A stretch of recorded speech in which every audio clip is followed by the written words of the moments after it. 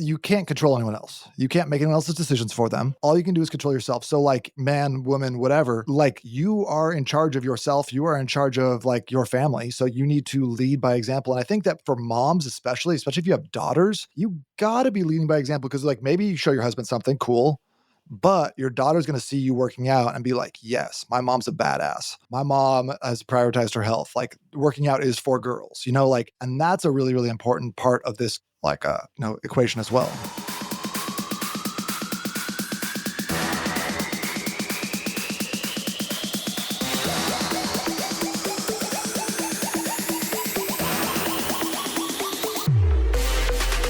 Welcome to the Bomb Life Podcast, where fitness, mindset, and real talk collide. This isn't just about workouts. It's about transforming your body, mind, and life. Get ready for unfiltered conversations, expert advice, and the motivation you need to level up in every way.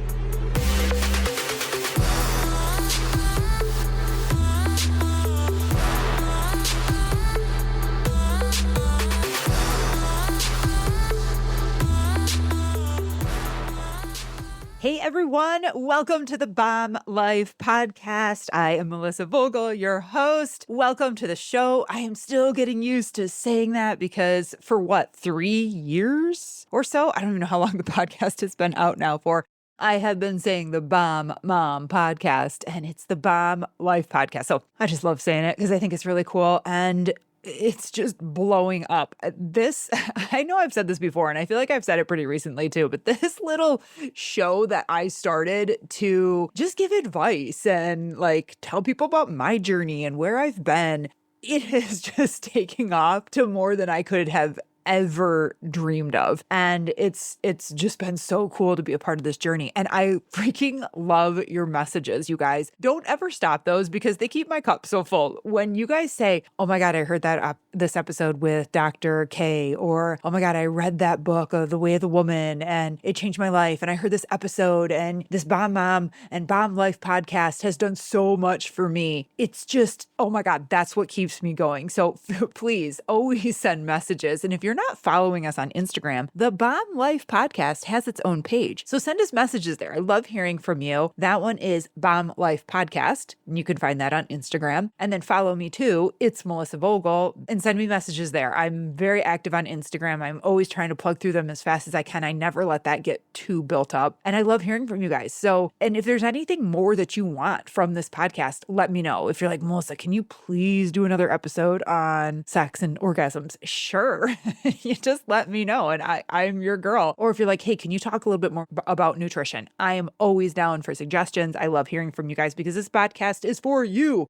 And if you have any suggestions for guests, let me know. I will bring them on for sure. I am so excited that we are finally into April. Can you guys even believe that? I've been setting up my appointments for the following week and doing all that. And I'm going through my calendar and I'm like, holy crap, the next time we talk will be April. Every time I book my clients, and this week I'm like, oh my God, it'll be April then. What the hell happened? Didn't we just say Merry Christmas and Happy New Year and what's your New Year's resolution? It's just mind blowing. And I know you guys are experiencing the same thing, but that is just all the more reason to embrace the moment and to realize how fast this life and this journey goes, and to just stop for a moment and embrace it and really ask yourself, what the do I want out of this life? What am I trying to achieve? What is my goal? And is life just passing me by? Am I ever going to hit those goals? It's okay to stop and ask those questions. And I say this a lot, especially in my intro of embrace the moment and stop and think, what do you want? What was your New Year's resolution? But for real, stop listening to me say that and actually take action on that. And I want to announce too on here, you guys, okay, it's me. I don't know why I say we. I am fully launching now out to the public my Fit Mind one-on-one coaching program. Whoop, whoop. So that's super exciting. You guys are going to see more on social media about it, more things running on it. And of course, it's not out yet, but I'm going to give you guys dibs to get in there and ask questions and book a call with me. I am someone who is very passionate about changing the trajectory of someone's life and changing and shifting that identity. And I love Busy to Bomb. Love it. I love that program. It is my baby. I love getting people together and working them and transforming their body and mind and soul and everything. However, there's always a missing piece. And I found that the missing piece was some people just need more. Some people need that one-on-one. So my clients from Busy to Bomb have started one-on-one coaching with me and continued on Busy to Bomb. Oh, love it. Beautiful combo. And then there's people that aren't in Busy to Bomb. And there's other people that are like, I just need more. And I work with a lot of high achieving women, men as well. And these are the people that have the business, they're entrepreneurs, they are going, they're brilliant. Some of them have been guests on this podcast. And they're like, oh my God, I love what you do.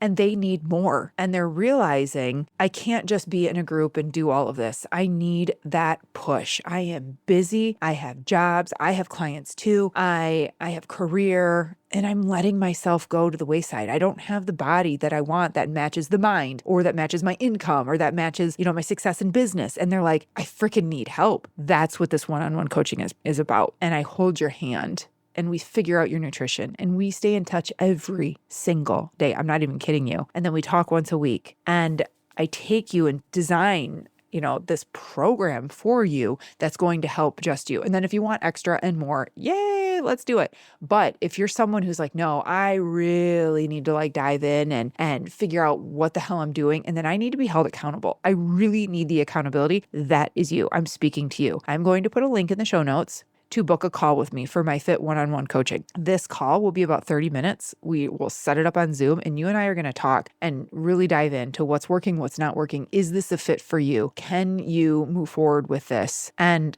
the best part is that it's literally fail-proof. If you show up, you do the work, it's fail-proof. So that's my little in-person ad in that. And I'm sorry if it feels like an ad, but I had to throw that in there because real ads and stuff will be starting in a few weeks, and you guys are going to see that out there. And I'm only one person, and I will get full. And anyone who is a loyal listener and you're going, God, I really would love to work with Melissa. I don't think the other things are a fit for me. I really need this accountability, this push, this help. Yeah, that's you. I'm talking to you. Book a call. Take up a spot. I want to give my listeners the first shot at it. Okay. So check out the show notes for that. Okay. Let's dive into this episode because I can't wait. Now, this episode is a little bit different. It's going to be recorded a little bit different. You're going to be like, oh, I see what she's saying. This is different. I am doing an episode with Mr. Nate Palmer. He is my brother from another mother. I freaking love this guy.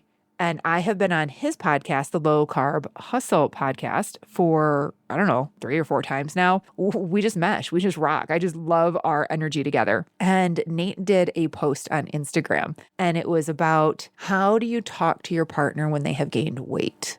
What do you say to your partner when they have gained weight? And then he was like, music and da, da, da, da. And then he's like, you don't. And I saw this and I commented and I'm like, oh my God, I have so much to say about this. And he's like, let's podcast together. So I went on his show and we recorded this episode. And then I'm like, this is really good. Can I put it on mine? And he's like, absolutely. So you guys get double trouble. Okay. So if you want to hear this episode and all of Nate's episode, go to the podcast. We'll put a link to the show notes for you on there, the Low Carb Hustle with Nate Palmer, and you can hear that episode on his, and you're going to get it right now as well. But he's got so many good episodes. So go and listen to his show for sure. Follow that, rate, review, all of the things, and rate and review this podcast, of course. But that's why this episode's going to sound a little bit different because we're repurposing it. I'm like, this is just too good to not share on my own show. So we are diving into sex and relationships and how to talk to your partner about this. Like, we're having real conversation around this. And it might make some people uncomfortable, but I love it. I love rocking the boat. So go enjoy. Click all the links in the show notes, rate and review, do all the things, follow on Instagram. If you're not following the podcast Instagram, Bomb Life Podcast, go do that now and shoot me an email. It's melissavogel@gmail.com. I can't wait to hear from you guys. All right. Enjoy the show.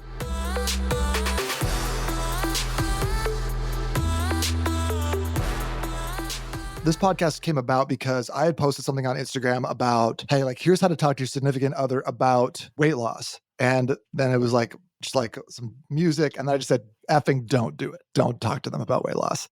And you had messaged me and we kind of went back and forth about this. And I was like, let's get on a podcast. Let's talk about it. So I want to talk today about how do you approach a significant other about their weight loss? Let's say they have a problem and you're like, honey, need help. How do you do that? Is that even possible? Should we be doing that? Is it different between men and women? Then I want to talk about how do you talk to your significant other about your weight loss and your health journey if that's not something that they're maybe going to be a part of. And then I want to talk about self-sabotage, or like sabotage, which people do intentionally and unintentionally, and what you experience with that. But let's just dive into this. So tell me a little bit about, like, I don't know, do you have a personal experience with this? You ever dealt with this in your own life? I have, yeah. And I'm going to tell you, when men say shit to women, it sticks. I always point to like the back of my head, like the base of your neck. And I'm like, we don't forget things. And I feel like for a woman, it like sticks right there. My ex-husband had made a comment to me. Well, he liked to make several comments to me. And I was just getting back into really training hard after my last kid and really like focusing on muscle and lifting. And I was like figuring it out, right? And he said something. I came out in a tank top one day, and I think it was like a halter top, which, in case you don't know,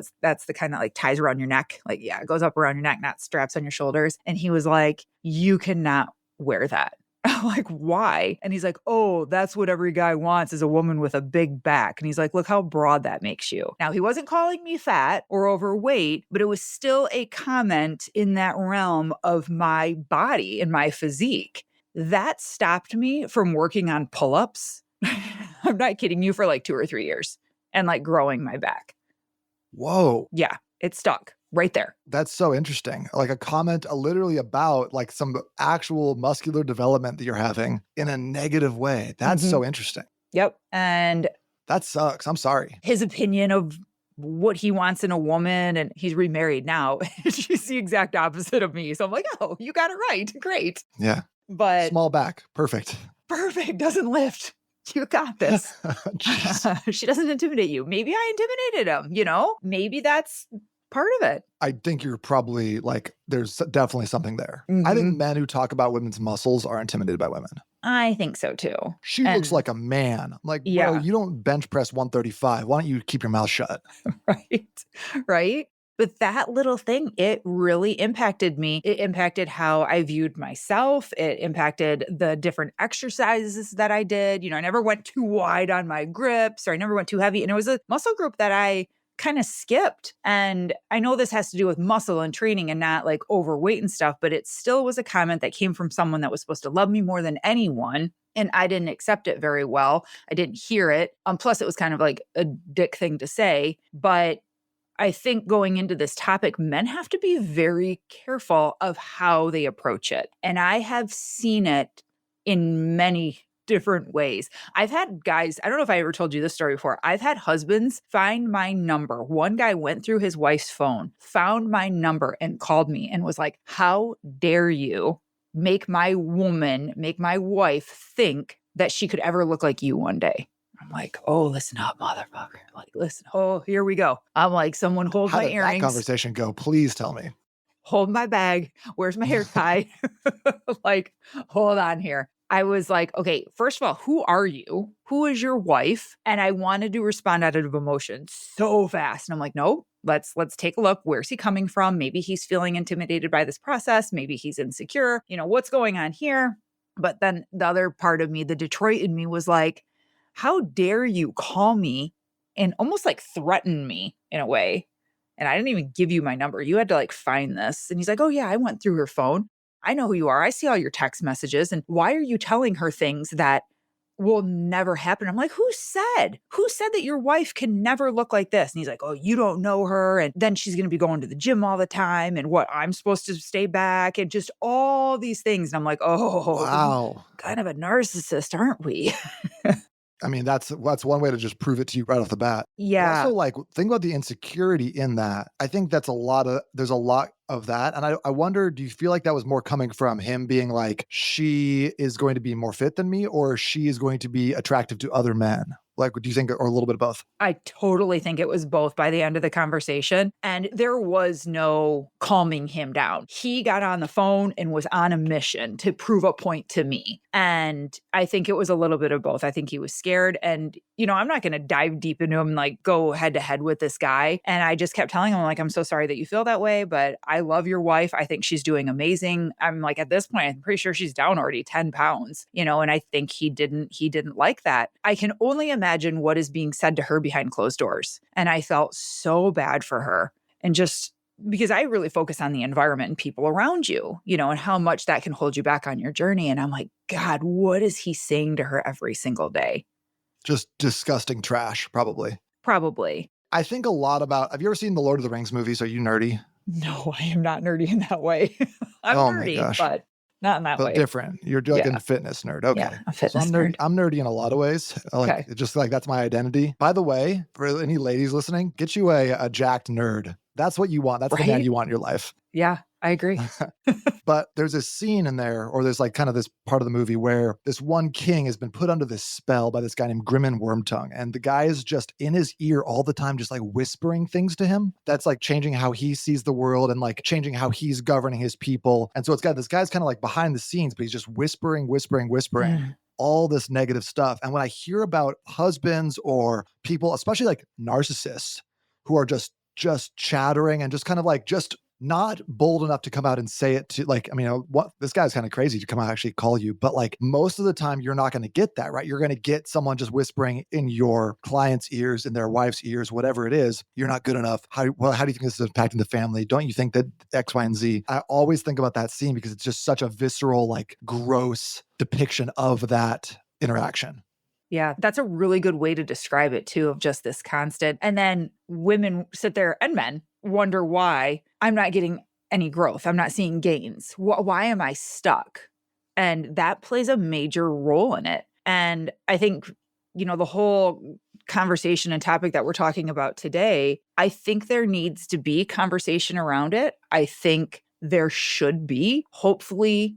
I mean, the goal is to have a partner in a couple, right? That you can openly communicate that with each other. I went to this party a few weeks ago and there's a bonfire outside and I was sitting out there and fitness always gets brought up. And they were talking about this couple and I think they had a 2-year-old, a pretty young child. And she was getting more into fitness and working out and looking great. And they were asking me questions and stuff. And they said that they made this agreement early on in their marriage that if one of them falls off the track too far, to let the other one know. And I'm like, what a brilliant idea of like giving permission up front. So a few years ago when he had packed on the pounds, she's like, yeah, remember that conversation we had? You're there, honey. And things need to start changing. And he was like, yeah, she said it to me. And he's like, wow, what an eye-opening moment for me. And he's like, I buckled down. I started doing fasting and started working out more. And he's like, she was right. And that was really hard to hear from her. And I'm like, you guys did it right. That would be a beautiful way to approach it. And also, what a way to like deepen your intimacy and your communication in your relationship. Like, I always feel like I talk to a lot of guys. I'm in this group called Front Row Dads. So it's like all these guys who are family men with businesses, not businessmen with families. And so I talk to a lot of guys about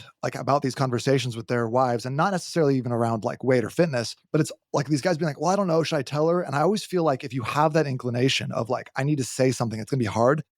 Tear your heart out, give it to her. Like say the hard thing, because all the best gains in your relationship are on the other sides of hard conversations. Mm-hmm. And if you can have those with love, and if you can have them preemptively, it'll be like, hey, if this, then that, so much the better. But I think that like those conversations like create like deeper relationships and more intimacy in relationships. Yeah. But it's all about how it's presented, right? And unfortunately, I think a lot of men lack those skills. They lack that empathy, communication. I don't know, which I think is awful. I wish men were taught more how to speak from the heart and just be honest. Unfortunately, a lot of the time it comes out as like, hey, you really packed on the pounds. Are you sure you're going to eat that? Should you be eating that piece of cake? And for a woman, when we hear that, we're like, oh, I'm going to eat 4 pieces of cake just because you said that. We're thinking it. We're not going to say it out loud, but we're like, just because you said that, I'm going to eat more now. Like it's not well received.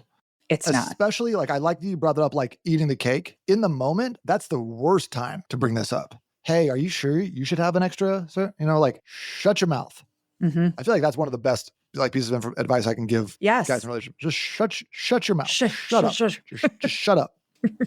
And then like kind of to your point where you were talking about with like the Detroit and you wanted to come out and like punch a dude in the mouth, but you were trying to like actually rein it back in. I think that if you can kind of like sit on that for a second, think about it, what it actually is that like that's bothering you. Is it like an agreement that you had previously in the relationship? Is it like you don't want her to be unhealthy? Especially speaking from a male's perspective, like, and then approach that conversation at a different time. That would be my only way I would ever have that Yes. conversation. But I probably wouldn't even have it, to be honest. And I'm a trainer, and I've been a trainer for almost 20 years. And I still wouldn't be like, hey, you are needing to do X, Y, and Z. I wouldn't say that. She knows. She knows if she's gained weight. Like, she knows if she needs to get in better shape. Like, that me piling on is not helpful in my estimation. Let me just tell you how I would approach a situation, hypothetically speaking. Okay. Like, maybe she's over the course of like 5, 6, 10 years, whatever, she's gained some weight, borderline unhealthy, maybe pre-diabetic, something else comes up. What I would probably do is be like, hey, I'm trying to really focus on fitness as a family. Do you feel like we could go for maybe a walk after dinner and take the kids with us? Is that something that we could kind of pencil into our schedule and start building little things like that where we're doing stuff together? That is my preferred way of approaching it. And then on top of that, what I would be like is like, hey, I went to the gym today. It was great. I had such a good workout. Did you know there's saunas over there? It's so nice. And then just continue to have little conversations like that where I'm just kind of like sprinkling that on and talking about how training is impacting my life, my mental health, how I'm feeling better, et cetera, and just wait for her to ask or catch on or be like, I'm going to think about going to the gym. And then I think another thing that guys do poorly is they're like, why don't you go to the gym? Like, Yes. she's fucking busy, bro. She's raising your kids. She's doing you don't like, my wife went out of town. She's like gone for like 3 or 4 days. And like, I'm holding it together, I'm not babysitting, but like when she comes back, it's like there's stuff left undone. And I see the amount of work that she puts into the household, raising the kids, keeping things clean and neat, stuff that is outside of my skill set. And so I feel like one of the best things that I can do for her would be like, hey, do you want some time to yourself to go to the gym or, like go get a pedicure or whatever else? I'm going to take the kids to the park. I'm going to do this. I'm going to do a movie night with them. I'm going to do whatever. You go take this time and you do you now. And I think that giving that space is more important than giving advice. What do you think? Give me some feedback. It is. And I love your approach. I love Nate's plan with that. Unfortunately, that's not how it happens, but I wish it would happen more that way. And I see it more of guys saying it at the wrong time, or they try and they're like, I'll just train you. I'll just do it. And that's a line to not cross either. But I think, it's all about how it's presented. And even then, I feel you when you say, just don't. But what if you are in a situation, because I know there's probably men and women listening that are going, but what if you're in a situation when you're not attracted to your partner anymore? They've put on 40 pounds and I don't want to have sex with them. I'm just not attracted to them anymore. And that happens so often for women and men. I have several friends, clients that are like, no, he's not attractive to me anymore. I have my thoughts and opinions on that whole situation. What do you do in that situation? I think if you are at that point and you're not having sex, because let's be real, it's such an important part of a relationship. I was just telling someone the other day, I'm like, it's the one thing that keeps us from just being roommates, right? I'm like, you can have someone live with you that is great at cooking and conversation and you watch movies together and stuff. I'm like, what's the one thing that is keeping you and him from just being friends? I'm like, it's sex. It's the intimacy. And she was struggling with that. And she's like, he's put on probably 30 pounds since we met. He's not the same person. I am just not attracted to him. And I told her, I'm like, you are going to have that conversation with him. And you're going to have to deliver it with kid gloves on and in a very loving way. And men need a lot of reassurance. We don't think that they do, but in certain situations, they need to be loved. A lot of men are just broken little boys and they need that reassurance. Go ahead, Ed. I want to hear what you say. I was going to say, I think especially men, you see a lot of guys in the gym, even guys who are looking super ripped, who are just using that as a way of masking up insecurities and recovering from some part of them that broke during childhood that they never have taken the time or knew that they needed to actually do the work on. Mm-hmm. So yeah, I think that especially as a man, as a protector and a provider, there's a lot of ego involved in that too, right? Sure. I get a lot of identity out of being that for my family. I hurt my back a couple of weeks ago and I wasn't able to really be there. And also going out to eat and stuff like that. I wasn't the biggest threat in any place that I was at. And I felt that was weird for me. I know what you I didn't mean. like that. Like, I want to be someone who is capable, who can can hold my family and be like, I got you guys, no problem. And to not have that, or to have that conversation where it's like, hey, you're not really holding us. You're not holding it down for us. If there was an emergency, you wouldn't be like able to really protect us. Mhm. That is probably a really hard message for a lot of guys to hear. And so I think you're right. You have to deliver that with kid gloves and with a lot of love. Yeah. I also think though that like actually having that discussion, like, I mean, I'd say this from like, I don't haven't had this personal experience, but I would rather have that conversation, hear that from her face than one of my clients. He came to me because he was like, I overheard a conversation. My wife was inside, the window was open. She was talking to her friend on the phone. Oh, And she said, shit. I'm just not attracted to him anymore. And he like broke his heart. Yeah. And so he was like, I need to get in shape. I need to like, be that guy again. But I know he wishes she would have had that conversation face to face with him. Mhm. How do you have that conversation in your opinion? I think it's if you have a healthy relationship, because that's the problem, right? Is that like a lot of couples don't have that healthy relationship in the first place to have these Mhm. genuine conversations. That's They don't the have a biggest thing. conversational base with a lot of Exactly. transparency. Yeah. Exactly. And unfortunately, a lot of people listening to this will be like, we don't have that base. How do we do this without that base? And there is a way. You can do work. You can work together to have these conversations, but I think it needs to be a sit down of sandwiching it. I love you. I respect you, really layer on that top layer and then give the peanut butter and jelly in the middle of this is how I feel right now. And this isn't a reflection of my love for you or anything, but this is really important to me. And I want us to have a good sex life. This is important to me. I want to go back to that and then sandwich it again with more reassurance on there, but telling them in the middle how important that is to you. And I'm telling you, I have seen it time and time again, men and women, that if you don't face this, that leads you to other paths that aren't healthy. And I've seen a lot of affairs happen from, well, I just wasn't attracted to her anymore. Now, I think that goes a lot deeper than a woman gaining weight and then a man cheating or vice versa, but it plays a major role. And when a woman doesn't feel good about herself, when she knows that she's put on weight and now her husband's like saying something to her, talk about killing a woman's libido. And now, dude, you're definitely not getting laid now because, we already know all this. Now you're saying stuff to us and we're fighting our hormones that make us not want to have sex at all either. And it just becomes like this vicious cycle. Men will have to pour on that love, the top layer and the bottom layer, probably even more. I don't know, with a woman, like if someone was telling me like, hey, you've put on some weight, I would need so much on the top and the bottom to hear that. Mhm. Do you So feel like much. that's even an approachable conversation that men should be having with their wives, or is it more one-sided where like women can have that with men gently, but it's probably not even wise to do it the other direction? I think it depends on the couple. And Sure. hopefully a man knows his wife well enough Mhm. to have that. Like my partner knows that he could have that conversation with me. And we're not even married, but he knows how I am. He knows how our relationship is. And we're just both kind of brutally honest. So he knows that he could say that to me. Would he want to? No. But could he? Yeah.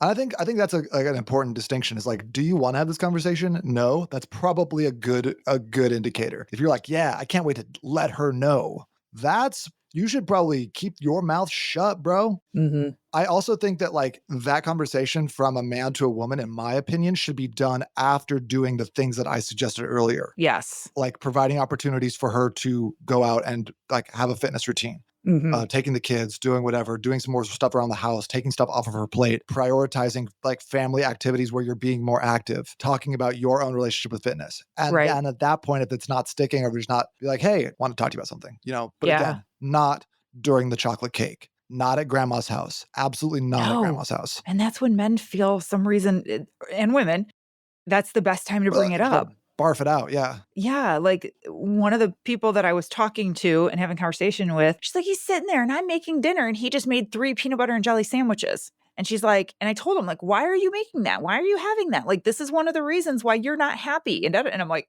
ah, because that conversation, it's like holding a bomb. Like, dude, that could blow up in your face and send the woman or the man in the complete opposite direction. If you don't handle that with care, that woman will definitely not work out now. Just like I said, well, I'll have 3 more pieces. Well, I'm not going to go to the gym now. I'm definitely not going to go. So it's something that needs to be handled very carefully because you don't want it to blow up. You don't want that bomb to go off.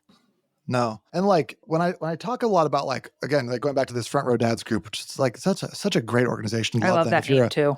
If you're a man or a father who is like has a business and wants to be more present with your wife and your kids and stuff like that, can't recommend them enough. But when we're talking about like parenting, and I was having a conversation with some of these guys, and I was like, what's the deal with like your kids acting up? How do you like reprimand them, discipline them in a way that is conducive to them actually changing and not just like being spiteful, whatever else. And he said the number one thing with this guy who was like a parenting expert, he said the number one thing is prioritize the relationship. The relationship is number one. I think it's the same rule applies here. Don't say something in a pursuit of health that is going to jeopardize the relationship or cause the relationship to take like a downturn. Keep the relationship as number one most important thing, and then have that conversation from a loving place, or say what you need to say, but make sure that the relationship is the priority. Right. I completely agree. And that's why it's so important to work on your relationship and have a healthy relationship before it even becomes an issue. Hopefully it never does, but it's so important to have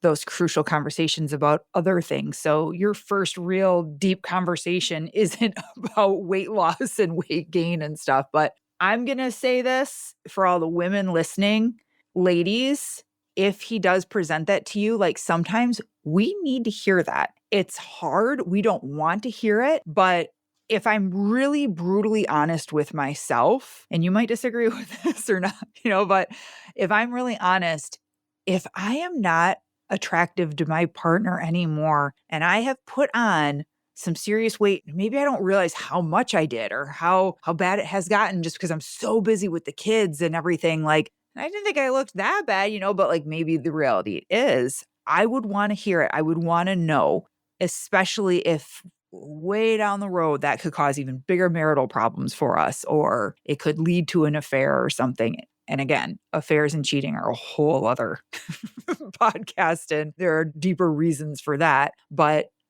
sometimes the truth hurts, and sometimes it's things that we need to hear and we don't want to hear. Yeah. That's hard to say. Yeah. That's hard to say as a woman. Yeah. But I'm glad you said it, because I feel like sometimes, like from my perspective, it's a little bit more one-sided, where I'm like, shut your mouth, lead by example. And then if you must have that conversation and you're like, no, ladies, hear it. Because I think that like you're right, a lot of guys don't have necessarily the tools, the communication, the empathy to deliver that message in the correct way. So sometimes you're not going to get it from like this really like, okay, here's this compliment sandwich, and we're going to sit down, we're going to set aside some time, and you're going to get it a little bit more point blank. And it's up to you to decide what you want to do with that. So I feel like that's good advice. Right. Not one that I'd be comfortable giving, but good advice to hear from you. Right. That whole lead by example. And I think so many people probably hear that and think it's such a male role, and lead the family and lead by example. But I can't believe how many conversations that I have. And I tell women that same thing, just lead by example first. Because a lot of women get worried about taking the next steps in their fitness program because he's not. Well, I told him I was going to do this thing, or I'm going to coach with you, but he's like, I'm not giving up my beer and pizza. You can do whatever you want, but I'm not giving this up. And I tell women that all the time. And I think this is a good time and a good reminder that like women, it's okay to lead in that area too. I think it's okay to be the one that's like, I'm going to start going to the gym. You don't have to. I'm going to start doing this. I'm doing this journey for me. And it's so funny because men don't like to be left behind. They eventually, I don't think we've ever had like a husband in the group that like didn't start upping his game too. And they see a woman getting fit and more in shape. And then the guy's like, well, I got to do something too. I can't let her get fit without me. So I think it's okay if women take that leading role in the health world. Especially since like you can't control anyone else. You can't make anyone else's decisions for them. All you can do is control yourself. So like man, woman, whatever, like you are in charge of yourself. You are in charge of like your family. So you need to lead by example. And I think that for moms, especially if you have daughters, you gotta be leading by example, because like maybe you show your husband something cool, but your daughter's going to see you working out and be like, yes, my mom's a badass. My mom has prioritized her health. Like working out is for girls, and that's a really, really important part of this, equation as well. Yeah. And our daughters need to see us eat, and they need to see us eat healthy foods. I was just talking to, I think it was like in one of my coaches' chats this morning about how it's so cool to not eat. And unfortunately, a lot of women that are overweight don't eat, which sounds ridiculous, but like they won't have a good high protein breakfast and they won't, go and have a lunch prepared and stuff. They usually binge and eat too much at night, way overconsume later because they're now like starving. And then throughout the day, like, when the kids are around or they're observing, like they don't see that. And it's really important for your kids to see you make the right choices, not just the binge and splurge later or like, oh, I haven't eaten all day. I'm so hungry. Like, let's just go out to eat and let's just do that. They're not going to learn if we don't show them. And if you need a motivating like factor and something to light your fire, look at the situation you're in right now and then picture your daughter. Like, do you want your daughter in the same situation? Do you want to be in a situation where you're overweight and now you're wondering like, God, does my husband still think I'm attractive? Am I overweight to him? Like, and all these problems. Do you want her life to be like that? I don't want my daughters to have half of the struggles that I've had to have. They will have their own struggles. They will 100% have to figure life out and have obstacles come in their way. But if I can prevent certain things from happening, I will, by my example and breaking cycles. I love that. Talk to me a little bit about sabotage. I know there's obviously like there's overt sabotage where, like you see this a lot, like, oh, just have another slice, have another piece. Like, you're fine. You've been working out. Mm-hmm. There's that. There's also like the inadvertent sabotage where people are just doing it subconsciously to their partners. What have you seen with that? And like, what are ways that we can avoid doing it subconsciously to our partners if they're trying to better themselves, or B, avoid being impacted by someone sabotaging our own journey? Mm-hmm. Well, I think if your partner is sabotaging you and maybe doesn't even realize it or know it, I think there has been a lack of communication in there somewhere. They probably don't know how important this journey is for you right now. And that hasn't been made clear, because I've had this situation happen before and a woman was like, he knows I'm working out and he still brought home the box of donuts on Sunday, and he knows I can't turn this down. And he bought me 2 of my favorite flavors. Like, why would he do that? And I'm like, does he really know what you're working on right now? Like, honestly, does he really know what you're after and why you're doing this? And all the things that you've shared with me, have you shared with him? No. And I'm like, it's time, because he doesn't think maybe you're as serious as you are, or that what he's doing is really even going to hold you back that much. He might be doing it and like not even think that he's harming you in any way or holding you back and sabotaging your goals. And when I said that to this particular client, she was like, oh my God, you're right. She's like, he just thinks he's being super nice and he doesn't know that he's killing me with having that in the kitchen. Mm-hmm. And I think that sometimes that subconscious or unconscious sabotage comes from a place of like confusion, like not necessarily knowing how important something is, and having that hard conversation is probably integral to being successful and, setting some boundaries. But what happens when it's conscious? What happens when it's like a deliberate act? And she is consciously bringing home the foods that are hard to avoid, cooking things that are not necessarily healthy, recommending that we go out to eat. We're having pizza, doing this. Got to have another beer. You're fine. You're fine. Yeah. I have seen that happen more than the other situation. And I can tell you, I am not shocked when someone tells me that their husband is still doing this. Like, I had this one couple and I was training her, and he knew that she was on this journey and she knew she was trying not to eat like baked goods. That motherfucker baked like almost every single day and would make things. And I was like, are you serious? And she's like, yeah, he's doing this all the time. And he knows that he's making my favorite, or he knows he's doing this. And later, this is probably like 2 or 3 months later, like when we really buckled down with like one-on-one coaching, and I was encouraging more of like conversations, like this needs, like, what is happening? What's going on here? It came out in a conversation, and he told her, and he's like, what if you get really in shape and I don't, and you end up leaving me?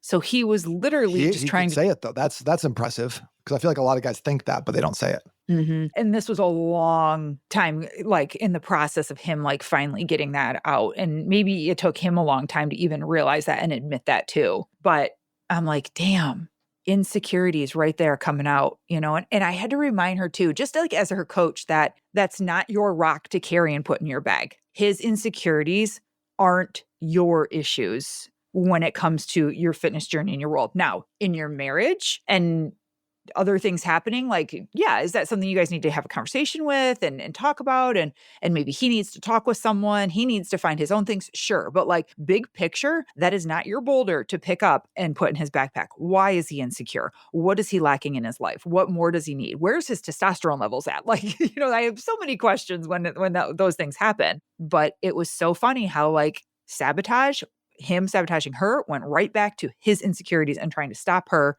to fulfill or please something that he was worried about and needed. And it just sounds like the answers to most of these things are on the other side of hard conversations.